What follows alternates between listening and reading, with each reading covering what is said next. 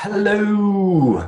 Welcome to the Communication Kitchen Camp at World of Wisdom 2020.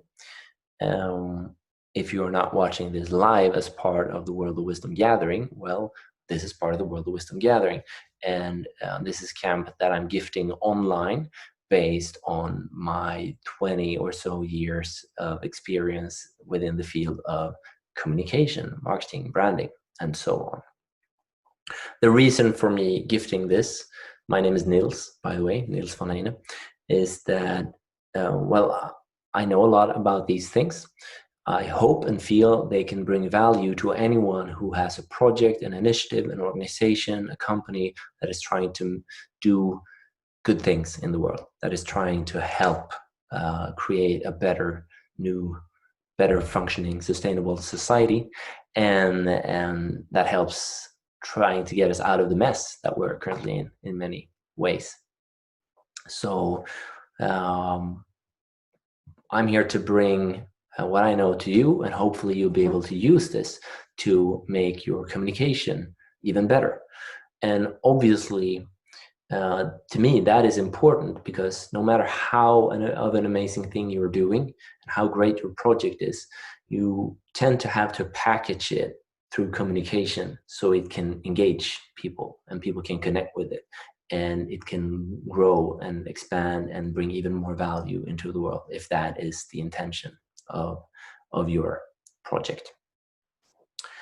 That said, I'll share this as a stream. I'll basically give you a structure, a recipe based on what I know that hopefully can be helpful. My focus will be on core communication strategy and narrative, and then a little bit on how that can get translated into a story that you can use for presentations, for press releases, for videos, social media posts, whatever it is that you want to create around what you do.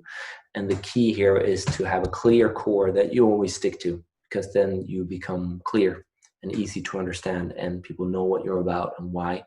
And then you can get creative on top of that with a lot of marketing tactics. So I'm not going to talk about tactics. I'm not going to talk about how to do social media campaigns, or what platform to be on, or how to stage a guerrilla marketing event, or exactly how you write a press release, even though there's going to be a little bit about that.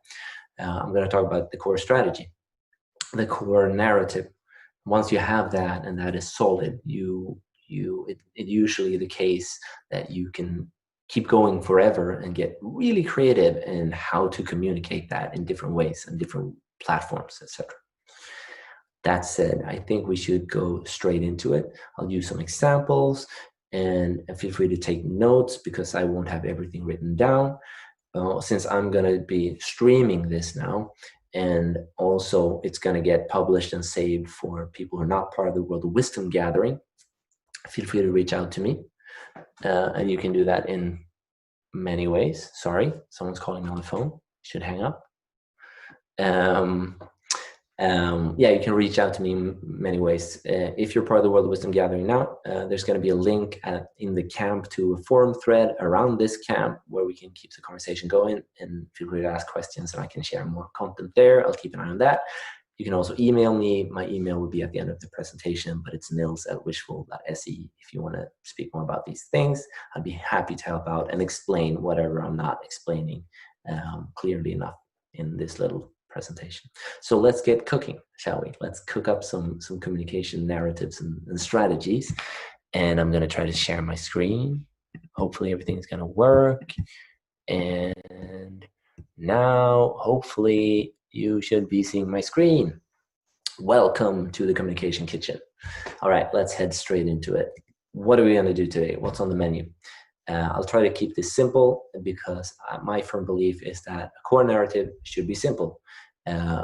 Communication strategy should be very, very simple, and it should be lasting. It should be strong enough and clear enough so it lasts the test of time. You shouldn't have to update this, once a year. Hopefully never, if it's a really strong and solid one. Anyway, what's on the menu?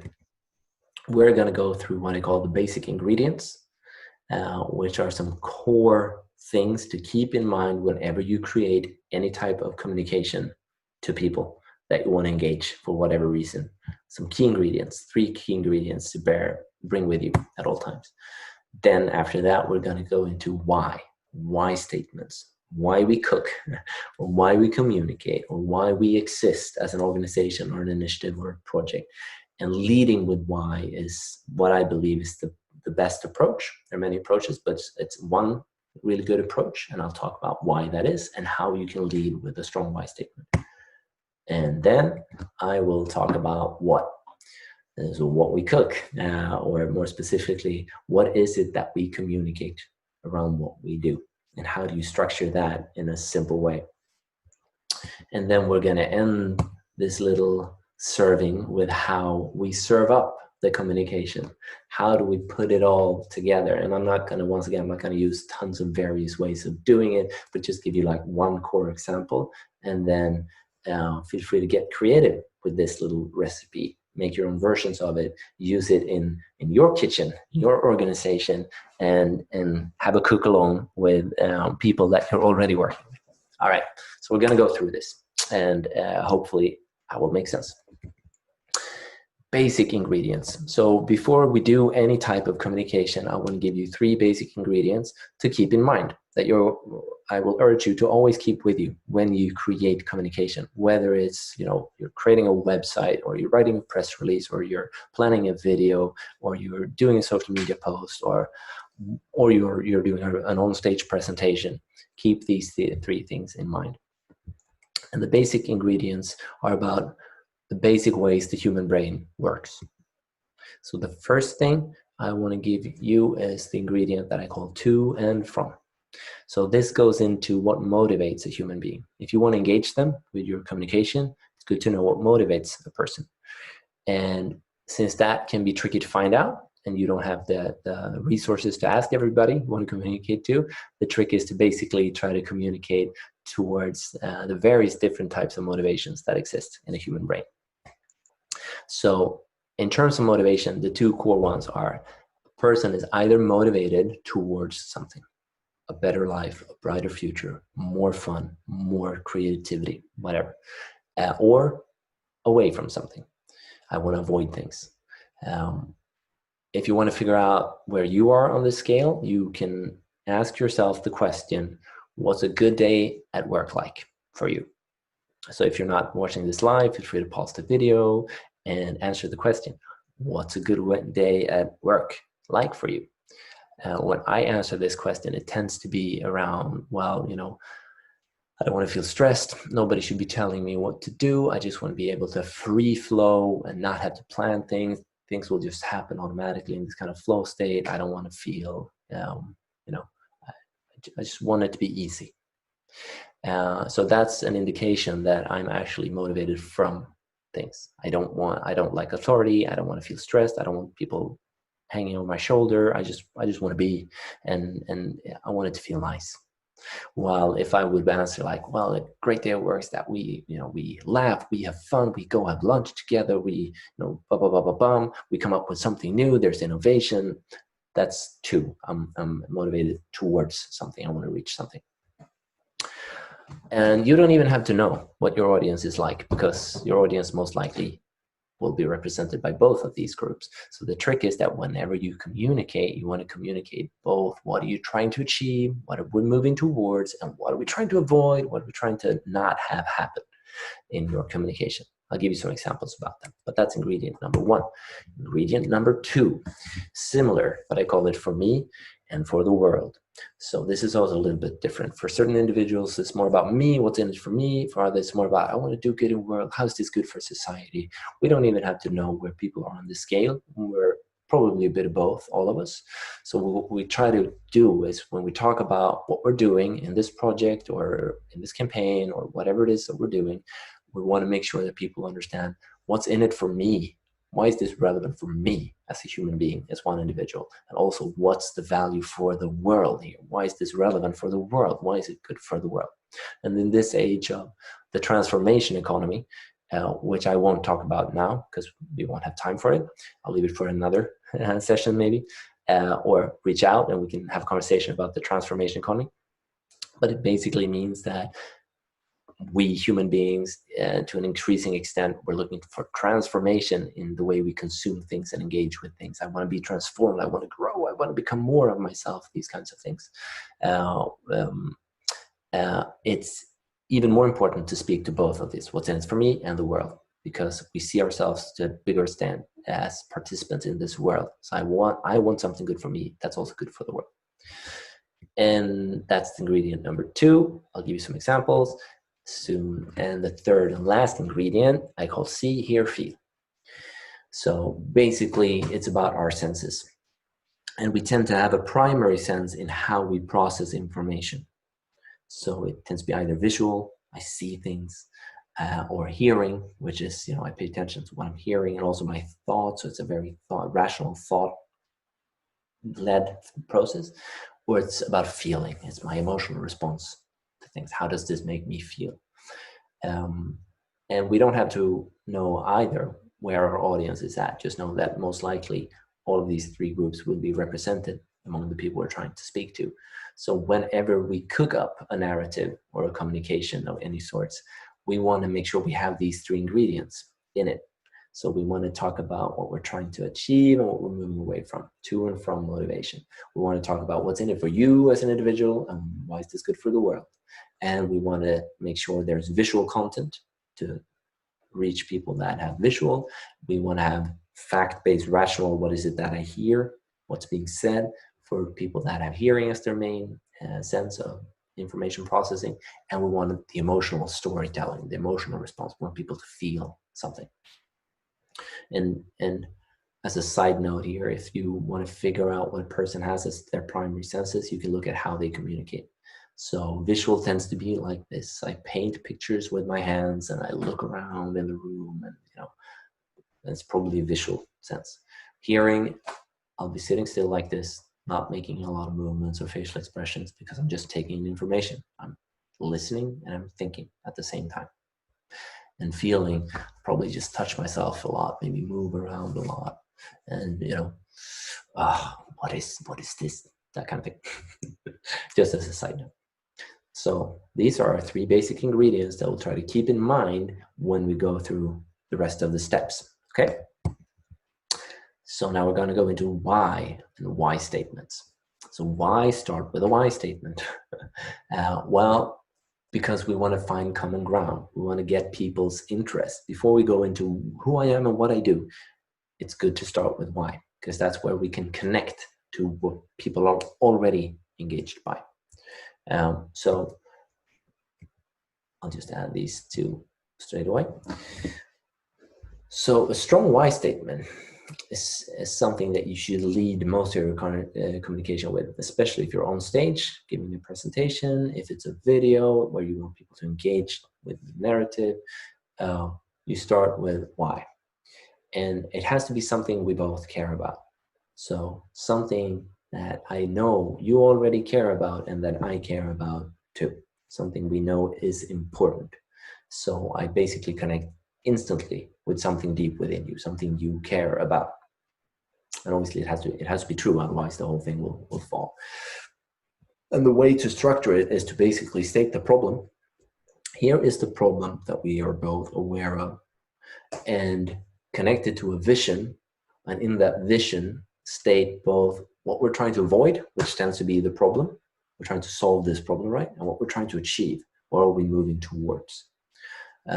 So you can do this very fast, very simple. So here's the problem, and our vision is obviously a world where we don't have this problem, and instead we have this.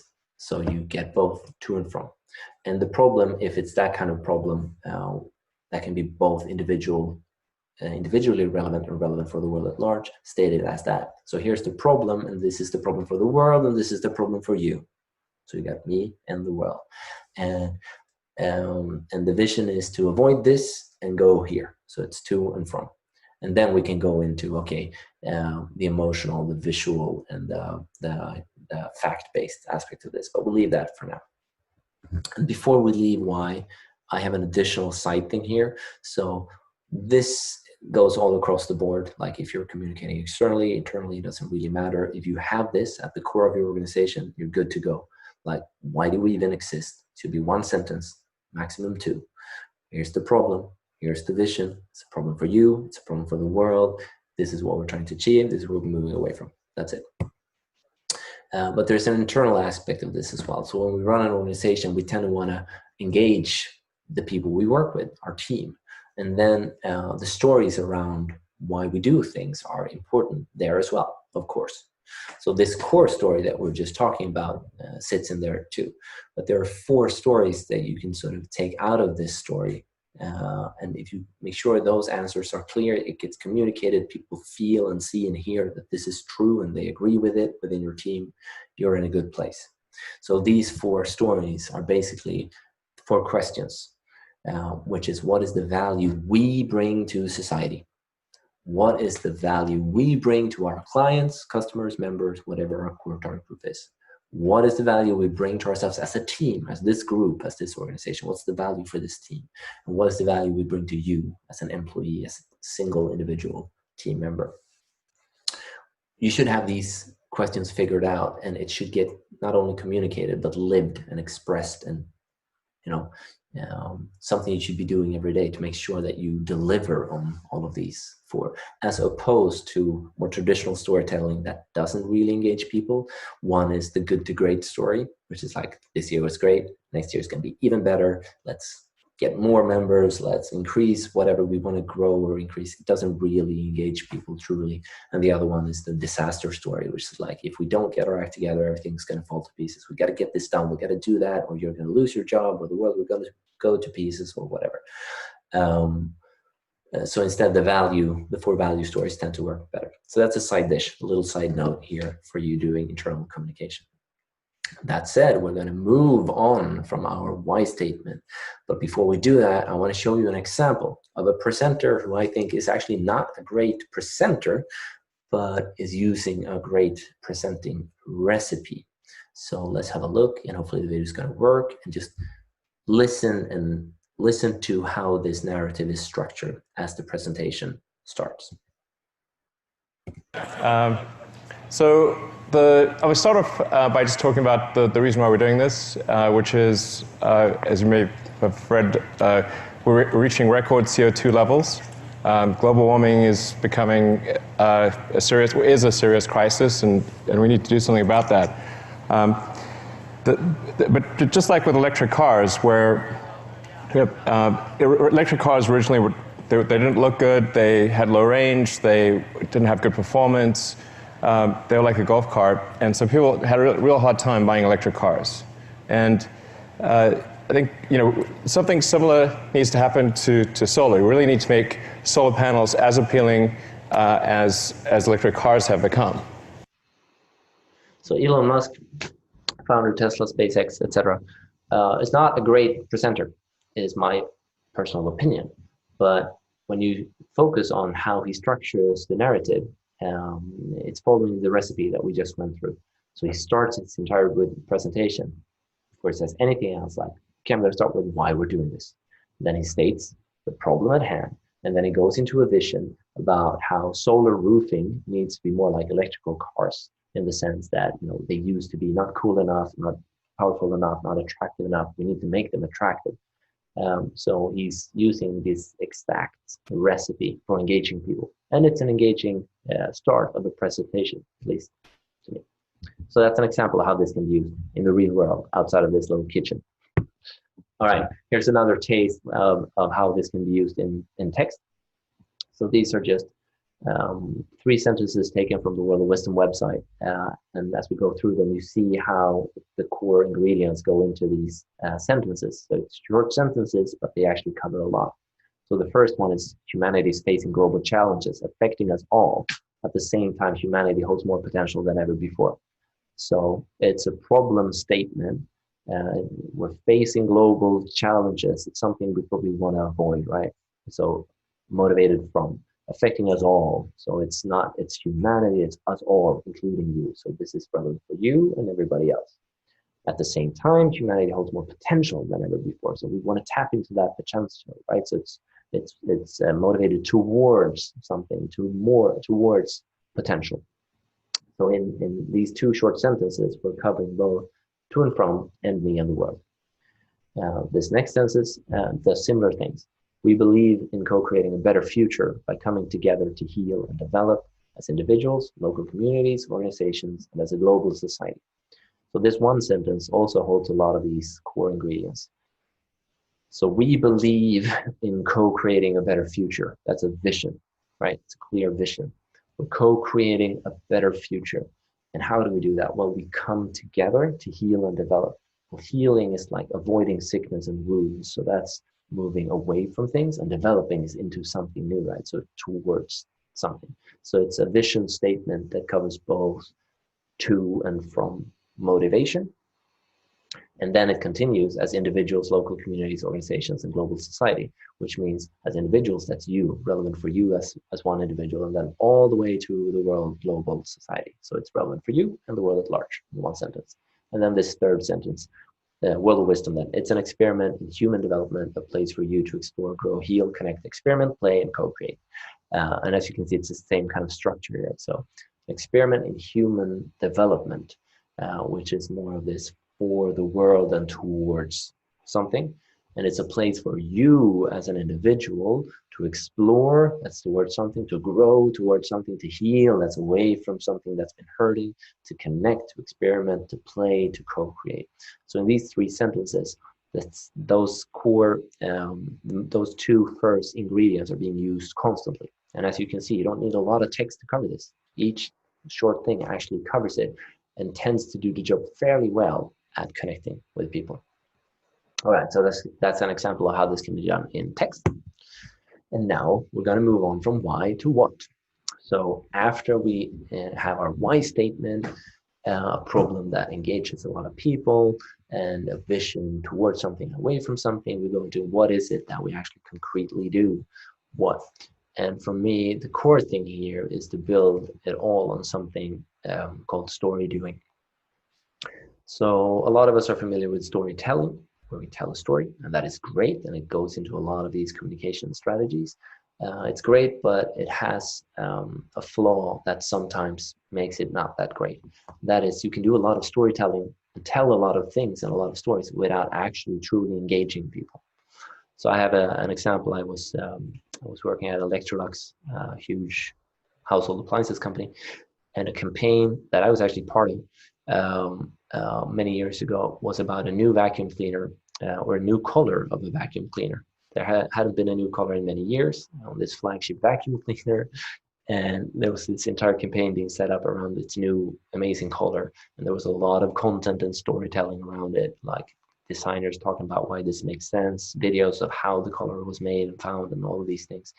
But it obviously didn't work out because it's not an engaging thing. Nobody cares that much about vacuum cleaners, and especially not a new color on a vacuum cleaner. So what makes sense to do instead is story doing. So this is also a simple recipe for how to make sure that what you do as your communication initiative, or what you do as the core of your project, uh, has the potential to resonate with people and engage them. So story doing is built on three things. First, it's a story it comes from a true and clear ambition to make the world better, to make something better for people that are not just you. It could be the world at large, could be a certain group, could be a certain individual. You want to make something better for people, and it's a clear ambition. The second part is that it has to be based on a concrete action. So something that you do now to make it newsworthy and relevant now. So you're doing this as an activity now. And then the third thing is it's easy for anyone within your organization or outside of it to engage with this story, to become part of it themselves. So in the example of the blue vacuum cleaner, it fails on basically most of these. So it's not really an ambition to make anything better. It's a blue vacuum cleaner. It's not improving anyone's life in any clear way. It's based on concrete action, but it's not a strong action. I'll get into why. So it's a new color on a vacuum cleaner. It's not surprising. That's why it's not relevant enough, and we'll get into that. And then the third one, it's not easy for anyone to engage with this new blue vacuum cleaner. It's not a story that I can connect with, whether I'm inside or outside of the organization. So a taste of what it can look like when it actually works. So this is a project, an initiative that's a couple of years old now by an organization called Arel's organization. I think I'm getting that right. Yeah, Arel's, it even says there. It's called Homeless Fonts. So Arel's organization is an organization for homeless people in Spain. And basically, their ambition is to make the lives of homeless people in Spain better. And they did this project called Homeless Fonts. Now, I don't know anything about that organization. I don't even know if they're valid or not, credible or not. But they've structured this initiative in a very great way in terms of storytelling. It's called Homeless Fonts. The ambition is to make the lives of homeless people better. The concrete action is that they take handwriting from signs written by homeless people where they ask for money and food and shelter, sitting on the street. They take that handwriting, they turn it into a font, and then they sell that font, and the proceeds goes back to the homeless people. So it's concrete action. It's also surprising, which is good, and I'll get into why. And then it's easy for anyone to engage with, because I can use these fonts as an individual for whatever needs I have to create a font, a poster, a keynote, whatever. As an organization, I can buy these fonts. I can use them on my websites and my marketing. By that, I both give money and I also help tell the story. And it's relevant for both me because I can use these fonts and the world at large because we're trying to help these homeless people. So this is an example of story doing. So clear ambition to make people's lives better, concrete action that's happening now, and a simple way for anyone to engage with this. And from that one, we're leading into how this gets served up. You've already seen some of these things, but if we do a quick summary here, you have 3 core ingredients: to and from motivation, relevant for me and the world at large, and then packaged in a way so it can get processed by visual, hearing, and feeling people. That's the core ingredients. And then we talked about leading with a why statement, starting by here's the problem, something that you already engage with, I'm engaged with, we can both agree on that this is a problem. We want to serve. It's relevant for you as an individual. It's relevant for the world.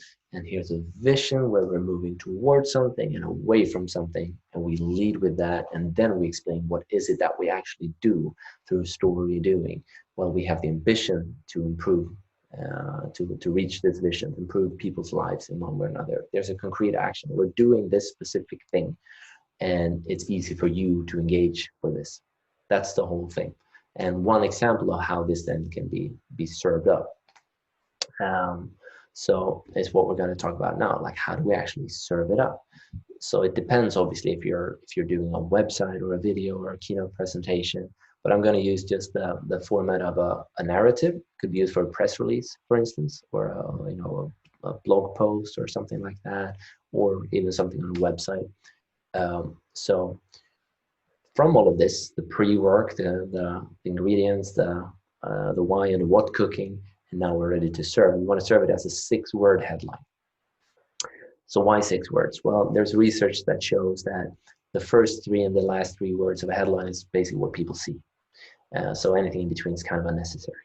That said, obviously you can have more words, but we should aim for around 6 words to make it as snappy and to the point as possible. If it's 7 or 8, not a biggie. But 6-word headline, followed by a 2-sentence summary of the whole thing, the whole story. And why the 6-word headline and 2-sentence summary? Well, in this day and age, we don't pay attention, and our attention span online is shrinking every year. So, like in my inbox, I think it's 1.2 seconds. An email has to stand out in the headline to make me feel is this relevant or not to look at. And if I start watching a YouTube video, the first 5 seconds will decide, am I going to watch the whole thing or not? Do I get curious enough or not? So we need to package our communication into these tiny, tiny pieces that evokes curiosity. So the 2-sentence summary should be to the point. Because of something, we do something. And then after that, if this could be a press release, for instance, headline, short summary, Then you go into why are we doing this, why statement, and then what is it exactly that we do, where you can sort of tell a bit more about the story. And then when you tell that story, you want to make sure that you bring in facts. So something for people that primarily hear and think. You want numbers and figures, facts, why this is relevant. Then you want the emotional aspect of it for people with feelings. So bring personal stories into it. Allow people who are part of this project to talk about what it means for them, for their lives, how it's improving their lives, what it makes them feel, that kind of thing. And then you want visuals, images, videos, etc., to make sure that people who process visually get the story through visuals. That's the core of the story. 6-word headline, 2-sentence summary, explain why we're doing this and what and why you do that. Make sure there are facts, emotional, personal stories, and visuals. That's it. And a little bit more about the 6-word headline and 2-sentence summary. So what you want to do there, beyond summarizing it in a clear way, is to create what's known as a curiosity gap. So curiosity gap is exactly what it sounds like. It makes people curious. Since we don't have a lot of time to catch anybody's attention, you want to say something that is surprising or not ordinary, that will make people to say, hey, I don't agree with that, or that doesn't make any sense, or hey, that's weird, or I haven't heard that before, tell me more. So what you want to, the simple way to do it is to find two things that usually don't fit together and put them in the same 6-word headline. And I'll go to an example. So we're going to use this homeless fonts story as an example. So this is not from them. This is just what I put together and looked at what they've done as well. So one way to package this story into this final tasty dish would be, for instance, with the headline, selling homeless people's handwriting as fonts. So it's 6 words. And you get a curiosity gap because you have homeless people and selling handwriting is not something you commonly talk about or have heard before. And homeless people and fonts, it's a surprising connection. It's not the standard thing. It's not the standard story you've heard a million times. So hopefully that should create some curiosity in your mind. You want to learn more, go deeper into the content. And then a 2-sentence summary could be something like this. To provide income for the growing homeless population, we sell their handwritten signs as fonts. So it's, once again, it's a 2-sentence summary. It's to the point. Because of something, we do something. Because of the growing homeless population, we sell their handwritten signs as fonts to provide them income. So because of something, we do something.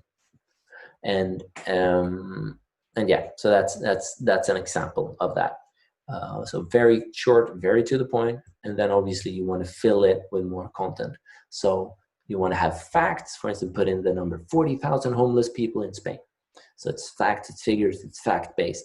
And then you're like, how many fonts have you sold? How much money have you raised? All of these things for one type of processing. And then emotional, personal stories. You can't really see it here, but this is the story of one of these homeless individuals, this woman, and you get to hear her story, who she is, how she feels about this, what this is bringing to her, etc. And then obviously visual. So there are videos, there are photos, there's a lot of visual content around all of this. So that's a communication initiative neatly packaged. You can do this for specific campaign initiatives. You can do this for your entire organization. You package a story like this. So I think we're going to end there. Quick summary again. And I guess what I'm urging you to try out, if this feels interesting or relevant, is to try it for your own project and your own initiatives or where you work or whatever you feel is a relevant place to try it. And hopefully what I'm hoping is you use it for something that improves the world, that leads us into a beautiful, more sustainable society and away from all of the problems that we're having today, and makes it a more beautiful place for you and humanity at large. And you hear what I'm doing here, right? I'm talking about to and from you and me in the world. So summary is that, core ingredients, to, from, me and the world, see, hear, feel. All right? And lead with a why statement. Here's the problem. Here's the vision towards something, away from something. That's a problem for you and the world. And then what is it that we do? Story doing. We have an ambition to make this better. This is the concrete action we do. And this is a simple way for you to engage with it. And then how do you serve it? Well, for instance, aim for a 6-word headline, a 2-sentence summary that includes a curiosity gap to get something surprising in that headline, in that summary that people perhaps haven't seen before. And then just fill it with facts, emotions, and visuals. And that should give you a core structure. And once you have that in place, you can just like create it, have it, hold it, and then translate it into different ways. Okay, we're doing a keynote presentation.